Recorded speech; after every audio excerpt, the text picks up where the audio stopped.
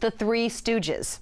Moe, Larry, and Curly are given plenty of latitude in order to bring us modern-day attitudes. Jerome Curly Howard didn't fade from the screen in a slow, predictable way. He collapsed out of it mid-scene, while a camera was still rolling in 1946 on Half-Wits Holiday. At the exact moment, the Three Stooges were operating at full production speed under Columbia Pictures' short-subject machine. At just 42 years old, the most physically explosive performer in American slapstick comedy was suddenly unable to perform the very thing he had defined for over a decade. What followed was further decline, marked by repeat strokes, reduced appearances, shifting group dynamics, and years of medical uncertainty. Today, we'll dive deep into the Curly Howard mystery. What was it that killed him in the prime of his youth? Well, we believe that the case has been finally solved, and it isn't good. Let's start with the very beginning: collapse, stroke, and the mystery surrounding his death. The war had ended. By the time 1946 arrived, Curly Howard was still officially part of the Three Stooges. But the rhythm of his life had already begun to fracture under years of physical strain, rapid filming cycles, and increasingly visible health issues that had been building quietly through the early 1940s. On set, however, the machine did not slow down. Production on Half-Wits Holiday was proceeding under the same Columbia Pictures short subject system that had defined the group's output for over a decade. Fast setups, minimal rehearsal, and physical comedy built around repetition and escalation. The plot itself followed the familiar Stooge formula: social confusion, mistaken identity, and a series of escalating physical misunderstandings that spiral into chaos. Curly, as usual, was positioned as the central reactive force in the structure, the one who turns a simple situation into uncontrolled physical comedy through instinctive timing and exaggerated response. During filming, the sequence of events that would change everything unfolded not as a dramatic cinematic moment, but as something deceptively ordinary at first. Curly was performing one of the routine physical segments typical of Stooge shorts: scenes built around rapid movement, sudden reaction shots, and staged physical breakdowns. These were the kinds of gags he had performed hundreds of times: quick bursts of motion, sudden collapse, exaggerated facial reaction, then reset for another take. But on this day in 1946, something shifted. Curly began to show unusual difficulty between takes: fatigue that lingered longer than usual, slower recovery after physical exertion, and signs that the rhythm he normally controlled so instinctively was slipping. These were not dramatic symptoms on camera. There were subtle disruptions in timing and energy that became noticeable only in a performer whose entire career depended on precision physical reaction. During filming, Curly experienced what was later identified as a major stroke. It did not present as a theatrical collapse in front of the camera, but as a sudden medical crisis that interrupted the continuity of production. The scene being filmed at the time involved the kind of physical comedy structure typical of the Stooges, but production was abruptly halted when Curly was no longer able to continue performing. Unlike minor set accidents that occasionally occurred during slapstick filming, such as bruises, falls, or short-term injuries, this event marked a fundamental break in Curly Howard's ability to perform at all. The physical language of his comedy, which relied on controlled but intense bodily reaction, could no longer be sustained in the same way. Columbia's production system did not stop for long. Shorts were still being scheduled, sets were still being reused, and the Three Stooges as a unit were still under contract to deliver output. But internally, the dynamic had shifted instantly. Curly Howard, who had been the primary physical engine of the trio for over a decade, could no longer reliably perform the role that defined the group's structure. Curly's career as a full-time Stooge effectively ended at that moment in 1946. From that point forward, he was no longer part of the regular production cycle in the same capacity. The group's structure had to adapt, and Columbia eventually adjusted the lineup to accommodate the absence, bringing Shemp Howard back into the act to fill the performance gap. In the years that followed,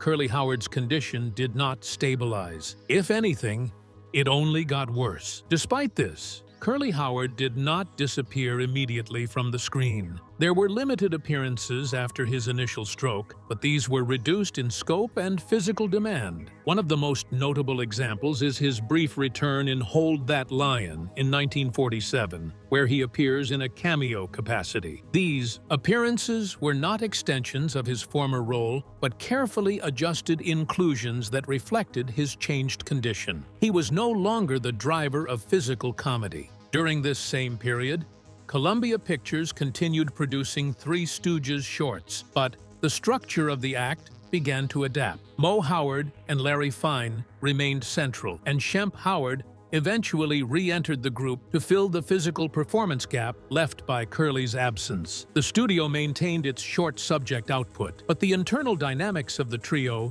shifted to accommodate the loss of its most physically dominant member. This transition illustrates how closely tied the group's output was to individual physical capacity, particularly in a system that relied heavily on slapstick execution rather than scripted dialogue alone. After 1946, Curly Howard spent time with family, including his later wife, Valerie Newman, who remained part of his life during his final years. His health condition required ongoing assistance, and his ability to participate in professional work was effectively eliminated. Unlike the structured environment of studio production, his final years were shaped by personal care needs and medical instability rather than scheduled filming or touring. In 1952, Curly Howard died at the age of 48. The official date marks the end of a life that had moved from rapid comedic ascent to early physical collapse within a relatively short span of time. His death did not occur in isolation from his earlier condition. It was the endpoint of a multi-year decline following his initial stroke in 1946. By that time,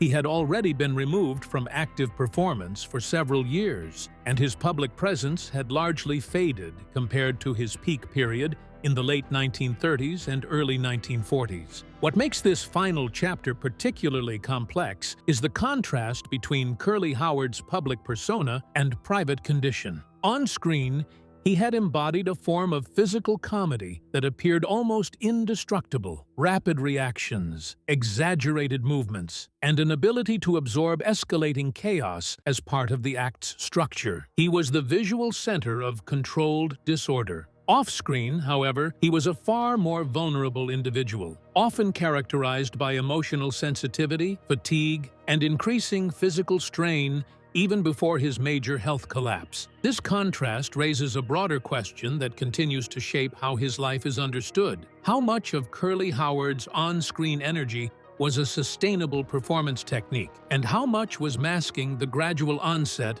of physical decline? Was his early death preventable? Well, the role of Columbia Pictures' studio system wasn't supportive in any sense of the word. The short subject production model of the 1930s and 1940s was built on efficiency and volume, often requiring performers to maintain consistent output across tightly scheduled filming cycles. While there are indications that adjustments were made to accommodate Curly's condition after his initial stroke, the full extent of these adjustments is not comprehensively documented. It is also not fully clear how much Curly Howard himself chose to continue participating in limited roles, how much was shaped by contractual obligations, and how much was determined by studio production needs. Unlike modern entertainment industries, the studio environment of the 1940s operated with far less transparency in how health-related decisions were enforced. Unfortunately, mid-20th century medical records rarely captured the full progression of chronic illness before acute events like strokes, but his biographical details do give us a lot of what we need to know. His symptoms, fatigue, behavioral changes, weight fluctuations, and repeated cerebrovascular episodes are documented. Modern interpretations often point to a combination of neurological and cardiovascular risk factors, but these remain retrospective assessments. The broader context is important. In the 1940s, the understanding of hypertension, long-term stroke risk, and neurological disorders was limited compared to today. Curly Howard's life is well recorded in terms of performances and major turning points. Yet the day-to-day medical progression between those events is fragmented. This is why his decline often feels abrupt in hindsight. Ultimately, The combination of an extremely demanding performance schedule, heavy alcohol use described in biographies as a coping mechanism, and chronic hypertension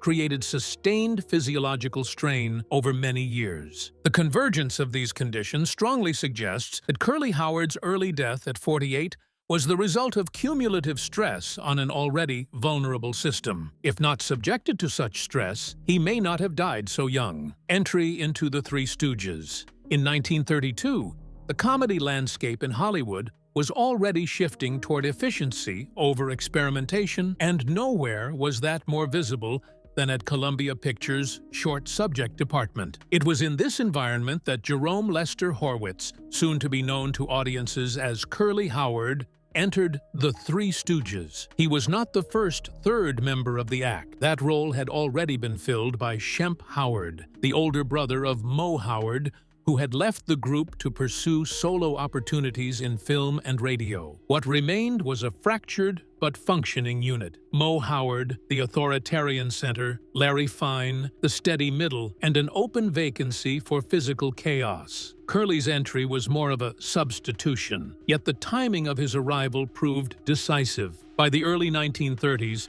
the Three Stooges were already working under Columbia Pictures' short subject contract system, a production model designed for volume rather than refinement. These were not feature films with long rehearsal periods or evolving scripts. Instead, they were tightly scheduled comedy shorts, often filmed in days, with minimal rehearsal and an emphasis on repeatable physical gags. Curly arrived just as the system was reaching peak efficiency. At the time of his introduction, Curly Howard did not yet carry the fully developed visual identity that would define him. Early production stills and accounts suggest he initially appeared with a fuller head of hair and a more conventional look. However, the transformation came quickly and deliberately. Moe Howard and Ted Healy, who had been instrumental in shaping the group's earlier vaudeville identity before Columbia fully owned the act, encouraged a visual simplification that would make the trio instantly recognizable on screen. Curly's decision to shave his head was structural. It unified the group's visual identity and amplified his expressive facial performance, allowing his reactions to become exaggerated focal points in close-up framing. Once integrated into Columbia's system, Curly's role evolved rapidly beyond replacement. The studio's short subject model, particularly in the early 1930s, functioned almost like an assembly line. Production schedules often required multiple shorts per month, with limited time for experimentation or deviation. Directors such as Jules White and Del Lord became known for prioritizing speed and physical comedy over narrative depth. In this environment, Curly's natural instinct for improvisational slapstick became essential. He was physically reactive, rhythmically unpredictable, and capable of sustaining exaggerated motion across multiple takes without losing comedic intensity. One of the earliest and most defining breakthroughs of this period came with Punch Drunks in 1934, a short that effectively restructured how audiences perceived the trio. In this film, Curly is positioned as the emotional and physical trigger of the entire narrative, reacting violently and uncontrollably whenever he hears "Pop Goes the Weasel." The premise is simple, but the execution reveals a turning point. Curly is no longer just a participant in group comedy. He is the engine of it. Moe's aggression and Larry's passivity become reactive frameworks around Curly's escalating physicality. The dynamic shifts from a balanced trio to Curly-centered chaos controlled only loosely by structure. This shift was not accidental. Columbia's production logic rewarded repeatable comedic patterns, and Curly's physicality was uniquely suited to that demand. His performance style emphasized rapid movement, sudden shifts in expression, and a willingness to escalate simple actions into full-body reactions.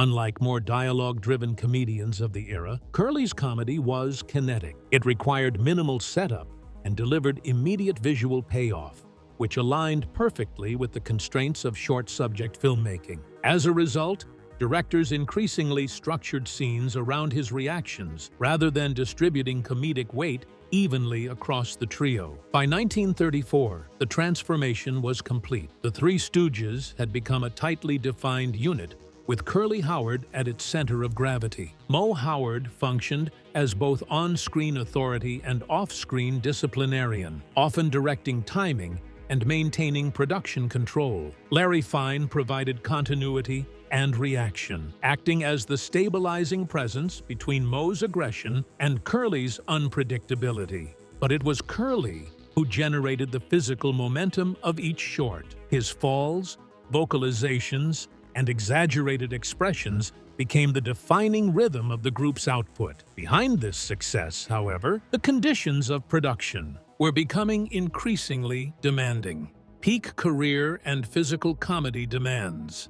From their rise in 1934 all the way to 1942, Curly Howard's career entered its most intense phase. Columbia Pictures operated its short subject department with industrial precision during this era. The Stooges were contracted to deliver a steady stream of comedy shorts, often numbering several per year, with the studio producing dozens across the ensemble's peak years. Unlike feature films that allowed extended rehearsal and refinement, these shorts were built on compressed schedules. Scripts were often revised on set. Sets were reused across productions, and filming was designed to maximize efficiency rather than experimentation. Within this environment, Curly Howard's physical adaptability became central to the entire operation. One of the clearest examples of this era's output and style is Disorder in the Court, a courtroom set short that remains one of the most studied pieces in the Stooges' catalog. In it, Curly's performance is built almost entirely on reactive physical comedy. As production accelerated, Curly's role expanded beyond performance into structural necessity. By the late 1930s, many shorts were effectively constructed around his ability to execute repeated physical gags across multiple takes. These were not one-off moments of slapstick. They were systematically repeated actions filmed from multiple angles, often requiring sustained physical exertion. Falls, spins, collapses, and exaggerated facial contortions were engineered into the production process. Directors like Jules White frequently emphasized rapid pacing, which meant less time for recovery between physical sequences and a higher density of stunt-based comedy per film. This escalation became even more visible in A Plumbing We Will Go, one of the most elaborate examples of Curly's physical workload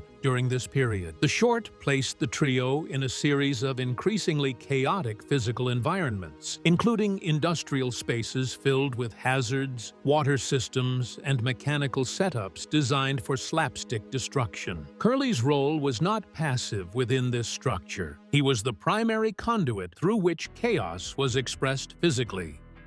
Scripts were often simple frameworks rather than detailed blueprints, because the real substance of the films came from staged violence, reaction shots, and escalating slapstick sequences that depended on timing more than dialogue. This is visible in the structure of shorts like Disorder in the Court, where Curly is repeatedly used as a reactive engine inside a courtroom setting, bursting into confusion, misreading social cues, and escalating situations through physical misunderstanding. The gag structure is not narrative-driven in a traditional sense. It is built around Curly's ability to turn small triggers into full-body reactions. A stolen bag, a courtroom interruption, or a misunderstood instruction becomes an excuse for rapid escalation.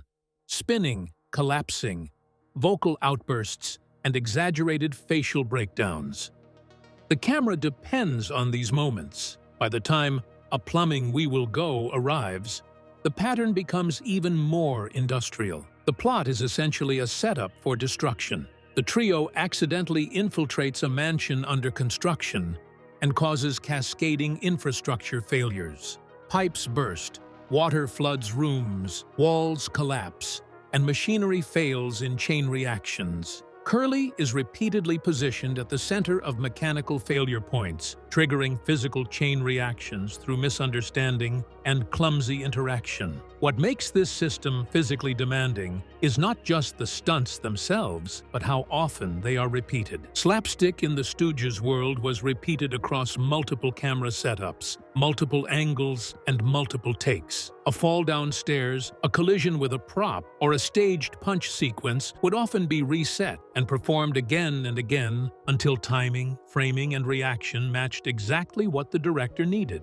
In practical terms, this meant meant Curly Howard was performing many variations of the same fall in rapid succession, often within the same shooting day. That repetition was amplified by Columbia's production structure. Shorts were frequently filmed in overlapping cycles, with sets reused across different productions and production schedules stacked tightly together. A courtroom set used in one film could be redressed and reused days later for a different story. A mansion interior built for one chaos-driven short might reappear in another, with only minor alterations. For performers, this meant there was little psychological or physical separation between projects. One day's destruction bled into the next. Within that environment, Curly's improvisational style became a structural advantage for the studio. While scripts outlined basic scenarios, such as firehouse chaos, plumbing disasters, and courtroom confusion, the precise comedic impact often depended on how far Curly could push a reaction.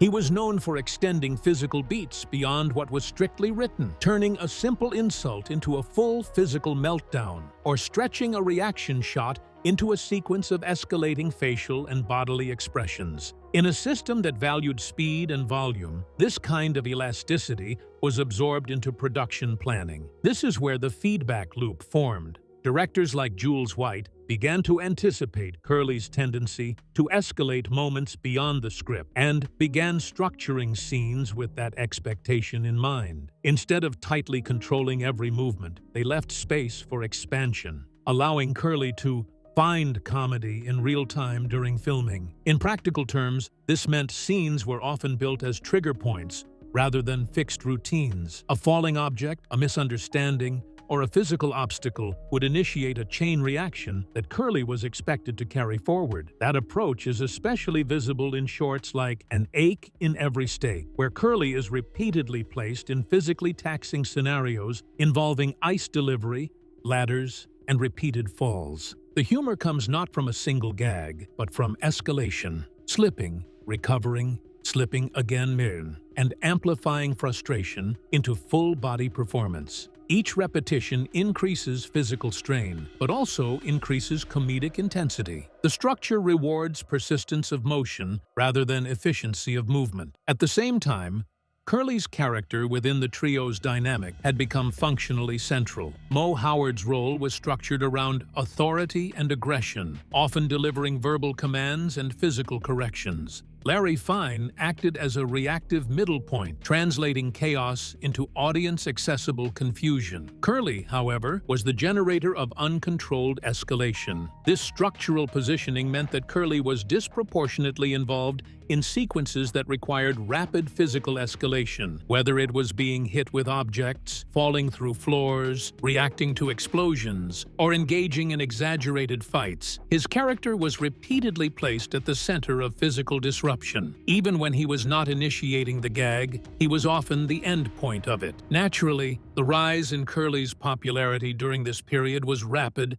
and unmistakable, but the personal cost was too great. Personal instability and early health decline signals. By the late 1930s, while Curly Howard was at the height of his fame with the Three Stooges, a quieter and far less visible pattern was unfolding behind the studio lights. On screen, he remained the center of controlled chaos, spinning, shouting, and collapsing into perfectly timed slapstick destruction. Off-screen, however, fragments of instability were already beginning to surface. One of the earliest visible indicators of instability was Curly Howard's personal life, particularly his short and turbulent marriages. His first marriage to Julia Rosenthal in 1930 ended quickly, long before his rise with the Three Stooges. As his career accelerated, he entered another marriage with Elaine Ackerman in 1937. That relationship coincided almost exactly with his most productive years at Columbia Pictures. In 1938, the couple had a daughter, Marilyn Horwitz, marking Curly's entry into fatherhood. Despite this,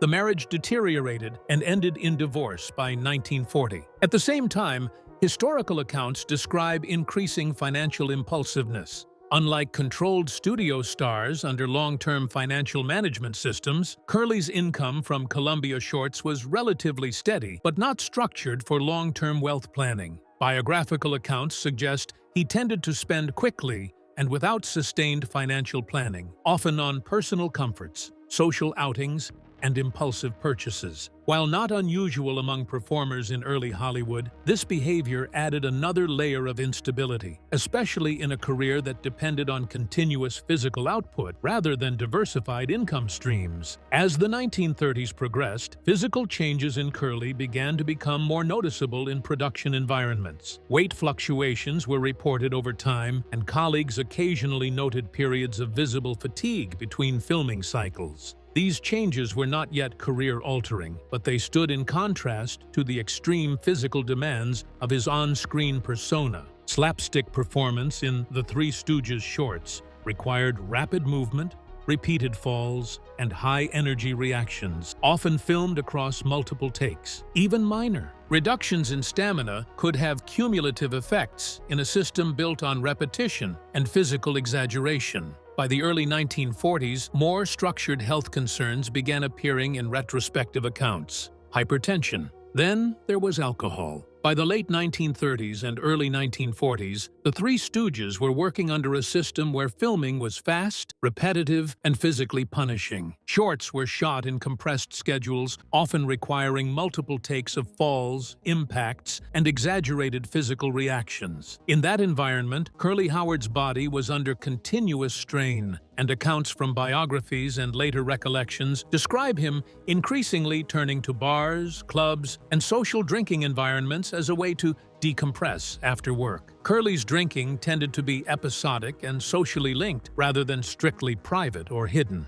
He was known to frequent nightclubs in Los Angeles during peak production years, often staying out late after filming days. This pattern is frequently connected to fatigue management rather than isolated recreational behavior. In practical terms, after days involving repeated physical comedy takes, he would often seek environments that contrasted sharply with the controlled structure of the studio set. That contrast between disciplined physical labor and unstructured nightlife is where most accounts situate his drinking behavior. There are also repeated references in biographies to Curly's impulsive lifestyle outside the studio, which included spending on food, entertainment, and social outings. Alcohol consumption is often mentioned within this broader context of high-energy, short recovery living. Colleagues and family accounts, particularly those compiled after his death, sometimes describe Curly as more subdued or fatigued off-camera than his on-screen persona would suggest. This contrast is important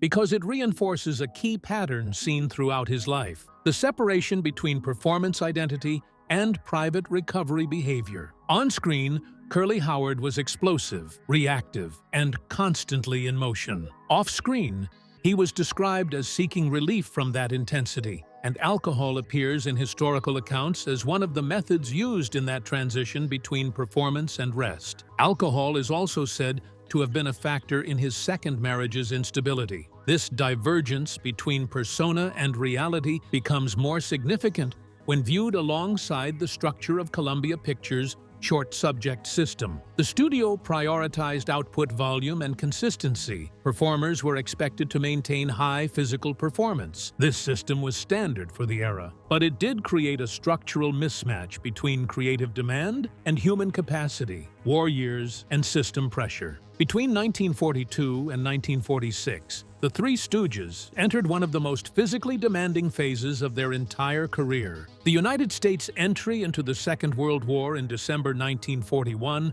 rapidly changed the entertainment industry's priorities. By 1942, the Stooges were actively participating in USO-style tours and military-based performances, traveling across the country and, at times, performing for service members in remote or temporary facilities. Unlike Columbia Pictures' controlled short subject sets, these live shows removed nearly all production safeguards. Gags that were once carefully staged for camera angles now had to land in real time, often in front of large and varied audiences. The comedy remained the same in structure: slaps, falls, and exaggerated reactions, but the execution required repetition under physically uncontrolled conditions. In some documented instances, the trio performed multiple shows per day during touring schedules. This meant repeating physically intensive routines across consecutive audiences with minimal recovery time in between.